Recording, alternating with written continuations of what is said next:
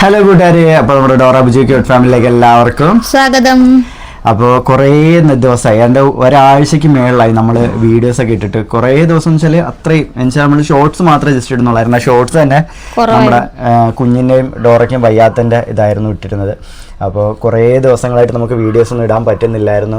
പലരും നമുക്ക് കമൻ്റ് ഇട്ട് മെസ്സേജ് ഇട്ടൊക്കെ ചോദിക്കുന്നുണ്ട്, ഡോറയുടെ ഹെൽത്ത് എങ്ങനെയുണ്ട്, കുഞ്ഞിന് എന്താ പറ്റിയത് എന്നൊക്കെ ചോദിക്കുന്നുണ്ടായിരുന്നു. അപ്പം ഇന്നലെയും നമുക്ക് അതുപോലെ ഒരു ചേച്ചി നമ്മൾ വിളിച്ചിട്ടുണ്ടായിരുന്നു. നമ്മൾ ഇടയ്ക്ക് വിളിക്കാറുള്ള, നമ്മളെ കൊല്ലത്തുനിന്ന് വിളിക്കാറുള്ള ആ ചേച്ചിയൊക്കെ വിളിച്ച് വിവരങ്ങളൊക്കെ അന്വേഷിച്ചിട്ടുണ്ടായിരുന്നു. അതുപോലെ തന്നെ കണ്ണൂരമ്മ വിളിച്ചിട്ടുണ്ടായിരുന്നു, TVM ആൻറ്റി, അങ്ങനെ എല്ലാവരും വിളിച്ച് നമ്മളത്തെ വിശേഷങ്ങളും കാര്യങ്ങളൊക്കെ തിരക്കുന്നുണ്ടായിരുന്നു.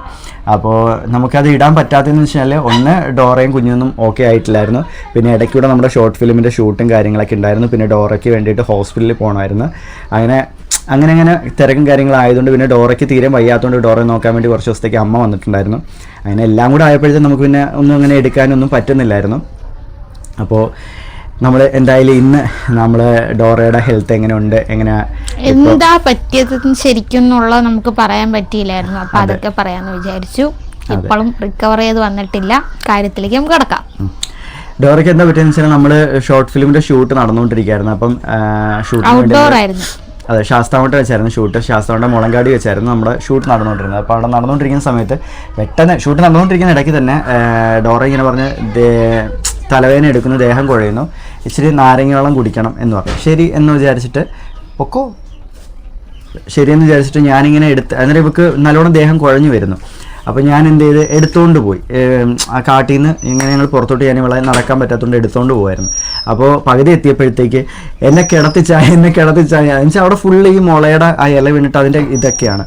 അപ്പോൾ എന്നെ എവിടെയെങ്കിലും എനിക്ക് കിടക്കണം. ശരീരം മൊത്തം നല്ലോണം വിയർത്തിട്ട് വൊമിറ്റിംഗ് ടെൻഡൻസിയും വന്നു. തല നല്ല രീതിക്ക് കറങ്ങി തലയ്ക്ക് അങ്ങ് ഭാരം കയറിയിട്ട് എനിക്ക് എവിടെയെങ്കിലും ഒന്ന് കിടന്നാൽ മതി എന്നുള്ള എൻ്റെ കണ്ണ് അടഞ്ഞു തന്നെ ഇരുന്നത്. പക്ഷെ ഇവർ പറയുന്നതൊക്കെ എനിക്ക് കേൾക്കാൻ പറ്റുന്നുണ്ടായിരുന്നു ചിലതൊക്കെ. അങ്ങനെ എന്നിട്ട് ഇച്ചാൻ എന്നെ എടുത്തോണ്ട് മേളിലോട്ട് ഓടിയും തോന്നുന്നു. അങ്ങനെയൊക്കെയാണ് ഞാൻ ഓർക്കുന്നത്. അപ്പോൾ ഇവക്ക് ഇങ്ങനെ നിലത്ത് കിടക്കണം എന്ന് പറഞ്ഞു. അപ്പോൾ ഞാൻ ഇങ്ങനെ ജസ്റ്റ് നിർത്തി, നീ പറയുന്നത് കേൾക്കാം. അപ്പോൾ എൻ്റെ കയ്യിൽ നിന്ന് ഇവളിങ്ങനെ തനിയെ ഊർന്നങ്ങ് പോയി, ബലം പിടിച്ചിട്ട്. ആ സമയത്ത് എന്താണെന്ന് എനിക്കറിയത്തില്ല, ഭയങ്കര ബലമായിരുന്നു കേട്ടോ. അങ്ങനെ ഊർന്നങ്ങ് നിലത്തോട്ട് പോയി. ഞാൻ ഇങ്ങനെ കിടത്തിയിരിക്കുമായിരുന്നു. അപ്പം ഇവിടുന്ന് അങ്ങ് ഊർന്നങ്ങ് നിലത്തോട്ട് പോയി. അപ്പം നിലത്തോട്ട് എന്നാൽ ഞാൻ നിർത്തിയിട്ട് എടുക്കാമെന്ന് വിചാരിച്ച് നിർത്തിയപ്പോഴത്തെ ഇവളുടെ മുട്ട് വളയാത്തതാണ്. 2 മുട്ടും വളഞ്ഞിട്ട് വീണ്ടും താഴോട്ട് ഓരോ ഇരുത്തുക. അപ്പോഴത്തേക്ക് എനിക്ക് ഞാൻ ഭയങ്കരമായിട്ട് ടെൻഷനായി പോയി. എനിക്ക് എന്തോ ചെയ്യണമെന്ന് അന്നേരം അറിയാൻ വയ്യ. പിന്നെ നാസിയും ഷെമിയും എല്ലാം അന്നേരം കൂടെ ഉണ്ട് എന്തായാലും. അങ്ങനെ പിന്നെ അവിടുന്ന് നമ്മളെടുത്ത് മേളിൽ പോയി കോളേജിൻ്റെ ആ സൈഡിൽ പോയി ചെന്നിട്ട് അന്നേരം കുറേ ചേച്ചിമാരുണ്ടായിരുന്നു, ആൾക്കാർക്ക് ഇങ്ങനെ ഇരിക്കാൻ വേണ്ടിയിട്ട് മുള വെച്ച് കെട്ടിയ ഒരു ബെഞ്ച് ഉണ്ടായിരുന്നു. അപ്പോൾ 2-3 ചേച്ചിമാരുണ്ടായിരുന്നു. അപ്പം കോളേജിൽ നിന്ന് കുറച്ച് പിള്ളേർ വരുന്നുണ്ടായിരുന്നു. അപ്പോൾ ആ ചേച്ചിമാർ പിള്ളേരെടുത്ത് പോയിട്ട് കുറച്ച് വെള്ളമൊക്കെ വാങ്ങിച്ചുകൊണ്ടു ഡോർക്കിൽ ഞങ്ങളവിടെ കിടത്തിരിക്കും. പിന്നെ നാസി പോയി ഓട്ടോ വിളിച്ചുകൊണ്ടു ഹോസ്പിറ്റലിൽ ചെന്നു. നമ്മൾ BP നോക്കിയപ്പോൾ BP ഭയങ്കര ലോ ആയിരുന്നു. 70ഉം 64ഉം ആയിരുന്നു BP. 70 64ഉം പിന്നെന്തോ സംതിങ് വേറെ എന്തോ ഒരു ഇതും കൂടെ ആയിരുന്നു. BP ഭയങ്കര ലോ ആയിരുന്നു. 64 അങ്ങാണ്ട് പോയി BP. അപ്പോൾ ECG എടുത്ത് നോക്കിയപ്പോൾ അതിൽ വേരിയേഷൻ കാണിച്ചു. എൻ്റെ അമ്മോ, പിന്നെ എൻ്റെ അവസ്ഥ ഒന്നും പറയണ്ട. ഞാൻ എന്താ പറയുക, ഒരു വല്ലാത്തൊരു അവസ്ഥയായിപ്പോയി. ഭാഗ്യത്തിന് നാസിയും ഷെമിയൊക്കെ ഉള്ളതുകൊണ്ട് എനിക്ക് അത്രയ്ക്കും പിന്നെ ഇത് വന്നില്ല. എന്നിട്ട് എനിക്ക് തല ഇറങ്ങുന്നു, കണ്ണേ ഇരുട്ട് കയറുന്നു, ECG വേരിയേഷനൊക്കെ ഉണ്ടെന്ന് പറഞ്ഞപ്പോഴത്തേക്ക് ഇവള് ഒരുമാതിരി കിടക്കുവാണ്, മാണ്ട് അങ്ങ് ഈ കണ്ണൊക്കെ ഇങ്ങനെ. എൻ്റെ അവസ്ഥ എന്തെങ്കിലും പറയണ്ട. അപ്പോൾ ഭാഗ്യത്തിന് നാസി ഷെമി ഉള്ളതുകൊണ്ട് ഞാൻ എന്തായാലും രക്ഷപ്പെട്ടു. എന്തായാലും ബ്ലഡ് ഇനി അറ്റാക്ക് ആണോ എന്ന് നോക്കാൻ വേണ്ടിയിട്ട് ബ്ലഡ് ടെസ്റ്റ് ചെയ്തപ്പോഴത്തേക്ക് എന്തായാലും ഭാഗ്യത്തിന് അതിനകത്ത് കുഴപ്പമൊന്നുമില്ല. അപ്പം ചിലപ്പം ഡോക്ടർ പറഞ്ഞ് ഈ BP കുറഞ്ഞിട്ട് അതിൻ്റെ ആ ഒരു ഇതുമായിട്ട് വന്നിട്ട് ചിലപ്പം വേരിയേഷൻ കാണിച്ചായിരിക്കും, അത് വലിയ കാര്യമാക്കണ്ട, ടെൻഷൻ ആവണ്ടെന്ന് പറഞ്ഞു. പിന്നെ 1 മണിക്കൂറോളം കിടത്തിയില്ലേ നമ്മളവിടെ, ട്രിപ്പ് ഇട്ട് കിടത്തി കുറേ കഴിഞ്ഞപ്പോൾ എന്തായാലും ഓക്കെ ആയില്ല, തലയിറക്കം ഉണ്ടായിരുന്നു. അപ്പം ഡോക്ടർ പറഞ്ഞ് വീട്ടിൽ കൊണ്ടുപോയിക്കോ, ഇനി എന്തെങ്കിലും വരുവാണെങ്കിൽ കൊണ്ടുവന്നാൽ മതി എന്ന് പറഞ്ഞു. കാഷ്വാലിറ്റിയിലായിരുന്നു നമ്മൾ കാണിച്ചത്, OP ഡോക്ടർ ഇല്ലായിരുന്നു, നമ്മളെ കാഷ്വാലിറ്റി ഡോക്ടർ ഉള്ളായിരുന്നു. പിന്നെ നമ്മൾ വീട്ടിൽ വന്ന് ഓട്ടോയിൽ വെച്ച് വിളങ്ങും ഭയങ്കരമായിട്ട് ഛർദ്ദി. ഓട്ടോയിൽ ഇങ്ങനെ കിടക്കും, വണ്ടിക്ക് വരാൻ. പക്ഷെ എനിക്ക് പിന്നെയും കിടക്കണം തലവേദനയും വൊമിറ്റിംഗ് ടെൻഡൻസി ആയിട്ട് ഞാൻ എല്ലാം കഴിഞ്ഞ് വീട്ടിൽ പോവാന്ന് പറഞ്ഞിട്ട് ഞാൻ പിന്നെ കട്ടിലെ കിടക്കുമായിരുന്നു. എഴുന്നേപ്പിച്ചിരുത്തി ഞാൻ കൊണ്ടുവരാൻ വേണ്ടി ഓട്ടോ വിളിച്ചിട്ട് കൊണ്ടുവരാൻ വേണ്ടി വന്നപ്പോൾ വീണ്ടും കിടക്കണം എന്ന് പറഞ്ഞു. പിന്നെ വീണ്ടും കിടത്തി. പിന്നെ ഷെമീനെയും എന്നെ ആയിട്ട് ഓട്ടോയിൽ ഇരുന്നിട്ട് ചാരി ഇരിക്കാൻ പോലും എനിക്ക് പറ്റുന്നില്ല. ഷെമിയുടെ ദേഹത്തോട്ട് കിടക്കുക. എന്നിട്ട് ഇച്ചനെ വഴക്ക് പറഞ്ഞു, എടി നീ ഇരിക്ക് ചാരി ഇരിക്കും. പക്ഷെ അത് വഴക്ക് പറഞ്ഞെന്താ അറിയോ, ഞാൻ ഓട്ടോയിൽ കയറ്റി ഇരുത്തിയിട്ട് അറ്റത്തോട്ട് ഞാൻ ചാരി ബാക്കിലോട്ട് ഇരുത്തി. അപ്പൊ ഇവിടെ എനിക്ക് കിടക്കണം എന്ന് പറഞ്ഞിട്ട് ഇങ്ങനെ അതായത് തല വെച്ച വെളിയിൽ പോവും. അപ്പൊ ഞാൻ പറഞ്ഞു, എടി കിടക്ക, നീ ഇരിക്കുക, നമ്മൾ അപ്പുറത്തോട്ടല്ലേ പോകുന്നത്. അപ്പൊ ഇല്ല എനിക്ക് കിടക്കണം, ഭയങ്കര വാശി. അപ്പൊ വാശിയല്ല, എനിക്ക് പറ്റുന്നില്ല നേരെ ഇരിക്കാനായിട്ട്. എന്റെ തലയ്ക്ക് നമുക്ക് അസ്വസ്ഥത വരുമ്പോ അങ്ങനെ പറ്റത്തില്ലല്ലോ. പിന്നെ ഷെമിയും കൂടെ കയറി നിന്നപ്പോഴത്തേനും ഷെമി പറഞ്ഞു തോളോട്ടല്ല മടി കിടന്നിട്ട് പിന്നെ ഇവിടെ എത്തി. വണ്ടി നിർത്തി കഴിഞ്ഞപ്പോൾ ഇച്ചാനും നസീം പുറകെ വണ്ടിക്ക് ഇവിടെ വന്ന് നിർത്തി. വീടിന്റെ അങ്ങോട്ട് എടുത്തോണ്ട് വരണല്ലോ. നിർത്തി കഴിഞ്ഞു എല്ലാം അപ്പം തന്നെ വണ്ടി ഓഫ് ചെയ്തപ്പോഴേ ഛർദിച്ചു. വാള് വെച്ച് ഡ്രസ്സിലും വണ്ടി ക്ഷമയുടെ പക്ഷെ വണ്ടിക്കകത്ത് മൊത്തം എന്തായാലും പിന്നെ വണ്ടി കഴുകിയിട്ട് പിന്നെ ഇവിടെ വന്ന് കിടന്ന് ഒന്ന് ഉറങ്ങി. എന്നാലും മാറിയില്ല, ഉറങ്ങാൻ പറ്റിയില്ല.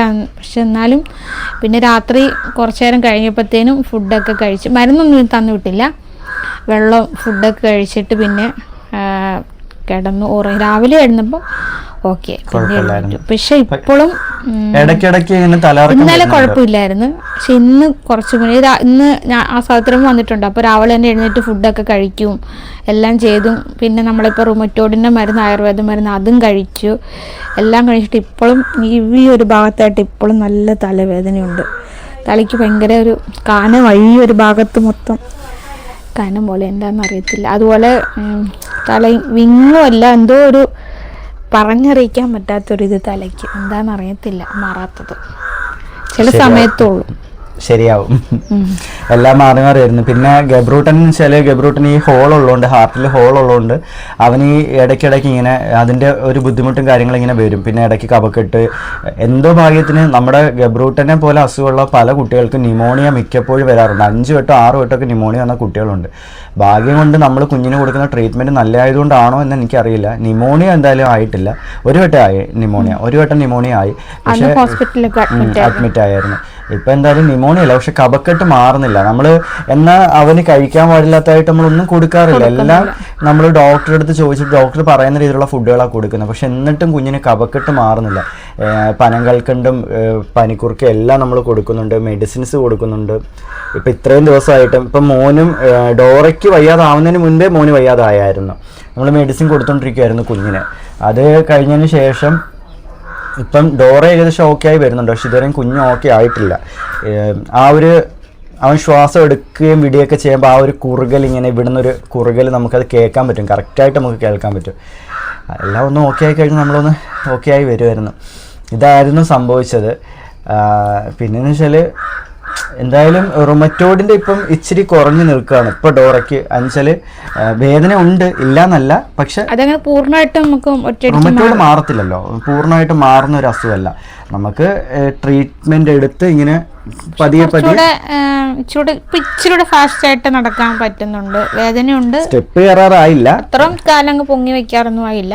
എന്നാലും നിരപ്പിൽ കൂടെ ഇച്ചിരി ഒക്കെ നന്നായിട്ട് നടക്കാൻ പറ്റുന്നുണ്ട്. ഈ കഴിഞ്ഞ പുറത്തു പോയ സമയത്തൊക്കെ നമ്മള് എന്തുവായിരുന്നു, ഫുഡ് കഴിക്കാൻ സെക്കൻഡ് ഫ്ലോറിൽ പോയ സമയത്ത് ഇച്ചാൻ എടുത്തു. അല്ലാതെയൊക്കെ ഞാൻ തന്നെ നടക്കും.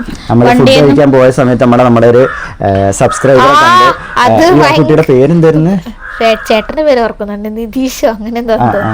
അയ്യോ എനിക്ക് അതിന്റെ പേര് അറിയാം.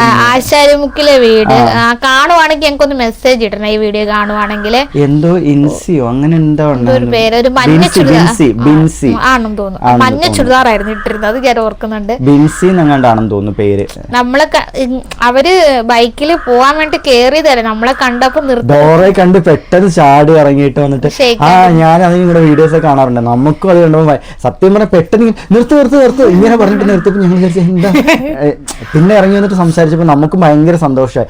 നമ്മളെ കണ്ടിട്ട് ഇത്രയും എക്സൈറ്റ്മെന്റ് കാണിച്ചപ്പോൾ നമ്മളെ എത്രത്തോളം നമ്മളെ എന്താ പറയുന്നത് സ്നേഹിക്കുന്നുണ്ട്, നമ്മുടെ വീഡിയോസൊക്കെ സ്ഥിരം കാണുന്ന ഇതാണെന്നൊക്കെ നമുക്ക് മനസ്സിലാവും. ഒരുപാട് പേര് അങ്ങനെ വരാറുണ്ട്. പണ്ട് ഡോറ പ്രഗ്നന്റ് ആയിരിക്കുന്ന സമയത്ത് നമ്മൾ ഒരു ഡോറയ്ക്ക് അലർജി ടെസ്റ്റ് ഉണ്ട് ഇവിടെ കരുനാപ്പള്ളി വെച്ചിട്ട്. ഡോക്ടറുടെ പേര് മനോജോ എന്തോ ഒരു പേരായിരുന്നു. നമ്മൾ അവിടെ പോയിട്ട് ഫുഡ് കഴിക്കാൻ വേണ്ടി ബാർ ഹോട്ടലിലേക്ക് വന്നപ്പം അവിടെ വന്ന് റോഡ് പണി നടന്നിട്ട് കാർ അപ്പുറത്തെ സൈഡിൽ ഇട്ടിട്ട് വേണം നമ്മൾ ഇപ്പുറത്തോട്ട് ഇറങ്ങാൻ. അങ്ങനെ ഞങ്ങൾ അപ്പുറത്ത് കാർ ഇട്ട് ഡോറേനെയും കൊണ്ട് ഇങ്ങനെ നടന്നു വന്നപ്പോൾ പെട്ടെന്ന് ഒരു അമ്മയും ഒരു അച്ഛനും കൂടെ വന്നിട്ട് ഒരു അമ്മ വന്നിട്ട് ആ മോളെ സുഖമായിട്ടിരിക്കുന്നു, ഞാൻ വീഡിയോസൊക്കെ കാണാറുണ്ട് കേട്ടോ, ഹോസ്പിറ്റലിൽ പോയിട്ട് വന്നതാണ് എന്നൊക്കെ ചോദിച്ചിട്ട് സംസാരിച്ചു. അപ്പം നമുക്ക് അതൊക്കെ കേൾക്കുമ്പോൾ ഭയങ്കര സന്തോഷമാണ്. നമുക്ക് എന്താ പറയുന്നത്, ഒരുപാട് പേര് നമ്മളിപ്പോ തിരിച്ചറിയുന്നുണ്ട്, സംസാരിക്കാൻ വരുന്നുണ്ട്. പിന്നെ വേറൊരു കാര്യം വെച്ചാൽ ഇടയ്ക്കൊരു കമന്റ് ഞാൻ കണ്ടിരുന്നു, നിങ്ങളെ ഞങ്ങൾ പുറത്ത് വെച്ച് കണ്ടിട്ടുണ്ടായിരുന്നു, പിന്നെ നിങ്ങൾ ഇടയ്ക്ക് പറയാറില്ലേ ഈ ആൾക്കാരിങ്ങനെ നോക്കി നിൽക്കുമ്പോൾ നിങ്ങൾക്ക് ബുദ്ധിമുട്ടുണ്ടാവാറുണ്ടെന്ന്, അപ്പോൾ അതുകൊണ്ടാണ് ഞാൻ അങ്ങോട്ട് വരാഞ്ഞ് എന്ന് പറഞ്ഞു. നമുക്ക് ആൾക്കാരിങ്ങനെ നോക്കി നിന്നിട്ട് എന്താ പറയുക, ഒരുമാതിരി നോക്കി നിൽക്കും, ബുദ്ധിമുട്ടുണ്ടാവുന്ന രീതിയിൽ നോക്കത്തില്ലേ, അത് കാണുമ്പോഴാണ് നമുക്ക് ഒരുമാതിരി ഇറിറ്റേഷൻ തോന്നുന്നത്. പക്ഷെ അതല്ല, നമ്മൾ പുറത്തു പോകുന്ന സമയത്ത് നമ്മൾ ആൾക്കാർ നോക്കി ചിരിക്കാറുണ്ട്, നമ്മുടെ അടുത്തൊന്ന് സംസാരിക്കണം, അതൊക്കെ നമുക്ക് പിന്നെയും കുഴപ്പമില്ല. എന്നുവെച്ചാൽ നോക്കി ഒരു ചെറിയ സ്മൈലൊക്കെ തരുമ്പോൾ നമുക്കും നമ്മൾ മനസ്സിലായിട്ടാണല്ലോ ചിരിക്കുന്നത്, അത് നമുക്കൊരു പോസിറ്റീവ് എനർജി കിട്ടും. പക്ഷെ അത് ഇങ്ങനെ നോട്ടം നോക്ക്, അത് ചില അമ്മമാരുടെ നോട്ടം കേട്ടോ. അപ്പം അങ്ങനെ കാണുമ്പം എന്നുവെച്ചാൽ അതാണ് നമുക്ക് ഭയങ്കര ബുദ്ധിമുട്ടായിട്ട് തോന്നാറുള്ള പലപ്പോഴും. എന്നുവെച്ചാൽ അങ്ങനെ അതായത് ഇപ്പം നടന്ന് പൊയ്ക്കൊണ്ടിരിക്കുകയാണ്, പെട്ടെന്ന് നമ്മളെ കണ്ടിട്ട് ഇങ്ങനെ സ്റ്റക്കായി നിന്നിട്ട് ഇങ്ങനെ നോക്കിക്കൊണ്ട് നിൽപ്പുണ്ട്, അതാണ് നമുക്ക് ബുദ്ധിമുട്ടായിട്ട് തോന്നാറുള്ളത്. അതല്ലാതെ നമ്മുടെ അടുത്തൊന്ന് സംസാരിക്കുന്നതും നമ്മുടെ അടുത്തൊന്ന് കാര്യങ്ങൾ തിരക്കുന്നതും വിശേഷങ്ങൾ തിരക്കുന്നതും ഒന്നും ഒരിക്കലും നമുക്ക് ബുദ്ധിമുട്ടാവാറില്ല. അത് ഒരുപാട് പേര് നമ്മുടെ അടുത്തൊന്ന് അങ്ങനെ സംസാരിക്കാറുണ്ട്, നമ്മളടുത്ത് വിശേഷങ്ങൾ തിരക്കാറുണ്ട്, ഇവിടെ ആയിരുന്നോ വീടെന്ന് തിരക്കാറുണ്ട്. പലർക്കും നമ്മൾ കൊല്ലം ശാസ്താംകോട്ട മൈനാഗപ്പള്ളിയിലാണ് നമ്മൾ താമസിക്കുന്നതെന്ന് പല ആൾക്കാർക്കും അറിയാറില്ല. അപ്പോൾ കാണും, ഇവിടാണോ താമസിക്കുന്നത്, ഇവിടാണോ നിങ്ങളുടെ വീട് എന്ന് പറയാറുണ്ട്. ഇപ്പം ആ കുട്ടി പോലും നമ്മൾ ഇവിടെ ആണെന്ന് പറഞ്ഞപ്പോൾ ഇവിടെ ആയിരുന്നു, ഇവിടെ ആണെന്ന് ഞാൻ അറിഞ്ഞില്ല കേട്ടോ എന്ന് പറഞ്ഞു. അപ്പം പലർക്കും അത് അറിയത്തില്ല. നമുക്ക് സന്തോഷമാണ് നമ്മുടെ അടുത്തുള്ള ആൾക്കാർ, നമ്മളെ സ്നേഹിക്കുന്ന ആൾക്കാരെ കാണുമ്പോൾ നമുക്കും അത് ഭയങ്കര സന്തോഷമല്ലേ. അപ്പോൾ ഞങ്ങൾക്കും ഇതുപോലുള്ള കാര്യങ്ങൾ വരുമ്പോൾ ഭയങ്കര ഹാപ്പി ആവാറുണ്ട്, ഭയങ്കരമായിട്ട് ഞങ്ങളും സന്തോഷിക്കാറുണ്ട്. പിന്നെ നമ്മുടെ ഷോർട്ട് ഫിലിമിൻ്റെ ഷൂട്ടൊക്കെ കഴിഞ്ഞു, അതിൻ്റെ വിശേഷങ്ങളും കാര്യങ്ങളും നമ്മുടെ കേരള ബ്രദേഴ്സിൽ എന്തായാലും വരുന്നതായിരിക്കും. അപ്പോൾ എല്ലാവരും നമ്മുടെ കേരള ബ്രദേഴ്സിലെ ചാനലും കൂടെ സപ്പോർട്ട് ചെയ്യണം. അപ്പോൾ ഇപ്പം ഡോറയും കുഞ്ഞും ഏകദേശമൊക്കെ റിക്കവറായി വരുന്നുണ്ട്. തലവേദനയും കാര്യങ്ങളും ദേഹം കുഴച്ചിലൊക്കെ ഉണ്ട്, പക്ഷെ എങ്കിലും കുഴപ്പമില്ല. പിന്നെ പലരും പറഞ്ഞു റൊമറ്റോയിഡിന് ഇംഗ്ലീഷ് മെഡിസിൻ തന്നെ എടുക്കണം. ഇംഗ്ലീഷ് മെഡിസിൻ എടുത്തിട്ടുണ്ടായിരുന്നു, ഇടയ്ക്ക് ഇംഗ്ലീഷ് മെഡിസിൻ കഴിക്കാറുണ്ടില്ല എന്നല്ല, പക്ഷെ ഇപ്പം നമ്മൾ ആയുർവേദമാണ് പൂർണ്ണമായിട്ട് നോക്കുന്നത്. അപ്പോൾ ആയുർവേദം കഴിച്ചിട്ടും ഇപ്പോൾ ഏകദേശമൊക്കെ മാറ്റമുണ്ട്. മറ്റേതെന്ന് വെച്ചാൽ ഇംഗ്ലീഷ് മെഡിസിൻ കഴിക്കുമ്പോൾ ഇവർക്ക് എപ്പോഴും ബി പി കുറയണം, ഡെയിലി ബി പി കുറയുമായിരുന്നു. പക്ഷെ അത് വെച്ച് നോക്കുമ്പോൾ ഇപ്പം ഡെയിലി ബി പി അങ്ങനെ ലോ ആവാമെന്നില്ല. അത് എനിക്കൊന്നിന് വൈറ്റമിൻസിൻ്റെ അല്ലെങ്കിൽ ഇവർക്ക് വേണ്ട രീതിയിലുള്ള ആഹാരം ഇവർക്ക് ചെല്ലാത്തതിൻ്റെ ആണോ എന്തോ അറിയില്ല കറക്റ്റായിട്ട്. നമുക്ക് നമ്മുടെ ശരീരത്തിൽ ഓരോ മാറ്റങ്ങൾ വരുമ്പോഴാണല്ലോ നമുക്ക് ഓരോ അസുഖങ്ങളും വരുന്നത്. ഇനി അതിൻ്റെ ആണോ എന്ന് എനിക്കറിയില്ല. എന്തായാലും നമ്മൾ ഓക്കെ ആക്കി എടുക്കും, മെഡിസിൻസ് ഒക്കെ കഴിപ്പിച്ച് നമ്മൾ ഓക്കെ ആക്കി എടുക്കും. ഇപ്പം തന്നെ അത്യാവശ്യം ആയുർവേദം കഴിക്കുന്നതുകൊണ്ടും, പിന്നെ ഇംഗ്ലീഷ് മരുന്ന് മോശമാണ് ആയുർവേദം നല്ലതാണ്, അല്ല ആയുർവേദം മോശമാണ് ഇംഗ്ലീഷ് മരുന്ന് നല്ലതാണ് എന്നും നമ്മൾ ഒരിക്കലും പറയുന്നില്ല. നമുക്ക് ആയുർവേദം കഴിച്ചപ്പോഴും മാറ്റം ഉണ്ടായിരുന്നു, ഇംഗ്ലീഷ് മരുന്ന് കഴിച്ചപ്പോഴും മാറ്റം ഉണ്ടായിരുന്നു. അപ്പം നമ്മൾ ആയുർവേദം കൂടുതലും തിരഞ്ഞെടുത്തതെന്ന് വെച്ചാൽ ഇംഗ്ലീഷ് മെഡിസിൻസ് കഴിച്ചുകൊണ്ടിരുന്നപ്പം കഴിക്കുന്ന ഡോക്ടർ തന്നെ പറഞ്ഞ് ചിലപ്പോൾ കിഡ്നിക്ക് കംപ്ലൈൻറ്റ് ആവാൻ സാധ്യതയുണ്ട്, ഷുഗർ കൂടാൻ സാധ്യതയുണ്ട്. അപ്പോൾ അതൊക്കെ നോക്കണം എന്നാണ്. ഷുഗർ ഇപ്പോൾ ഇവർക്ക് കൂടുതലാണ്, 131, 140 ആ ഒരു റേഞ്ചിലാണ് നിൽക്കുന്നത്. അപ്പോൾ അത് ഇച്ചിരി കൂടുതലാണ്. എന്തേ അത് പറഞ്ഞപ്പോൾ ഒരു ചിരി, അല്ലെങ്കിൽ ഷുഗർ കൂടുതലാണ്, ഷുഗർ ഇത്തിരി കൂടി നിൽക്കുകയാണ്. അപ്പോൾ അതുകൊണ്ട് നമ്മൾ ആ ഒരു ഇത് ഒഴിവാക്കിയത്. കാരണം ആ മെഡിസിൻസ് കഴിക്കുമ്പോൾ എന്തായിരുന്നു സ്റ്റെറോയിഡ് കഴിക്കുമ്പോൾ ഷുഗർ വരാനുള്ള സാധ്യത ഉണ്ടെന്ന് ഡോക്ടർ പറഞ്ഞു. അപ്പോൾ അതുകൊണ്ട് നമ്മൾ അതെല്ലാം ഒന്ന് ഒഴിവാക്കിയിട്ട് ഈ ആയുർവേദം കണ്ടിന്യൂ ചെയ്യാണ്. കഴിച്ചിട്ട് അങ്ങനെ എന്താ പറയുന്നത്, വേദന എന്നൊന്നും പറയാനില്ല, സഹിക്കാവുന്ന വേദനയേ ഉള്ളൂ. പിന്നെ നടക്കാനൊക്കെ ഇപ്പോഴും പറ്റുന്നുണ്ട്. കിടപ്പായിട്ടില്ല എന്തായാലും. ഇപ്പം മെഡിസിൻസ് എടുത്തു തുടങ്ങിയിട്ട് ഇപ്പോൾ ഏകദേശം 1 മാസത്തോളം ആവാറായി കണ്ടിന്യൂസ് ആയിട്ട്. 3 മാസമായി ട്രീറ്റ്മെൻറ്റ് എടുത്തിട്ട് ആയുർവേദത്തിൻ്റെ. ഇപ്പോൾ കണ്ടിന്യൂസ് ആയിട്ട് മെഡിസിൻ എടുത്തു തുടങ്ങിയിട്ട് 1 മാസം ആകാറായി ഇല്ലേ? കണ്ടിന്യൂസ് ആയിട്ട് മെഡിസിൻ കഴിച്ചു തുടങ്ങിയിട്ട് 1 മാസം ആകാറായിട്ടുണ്ട്.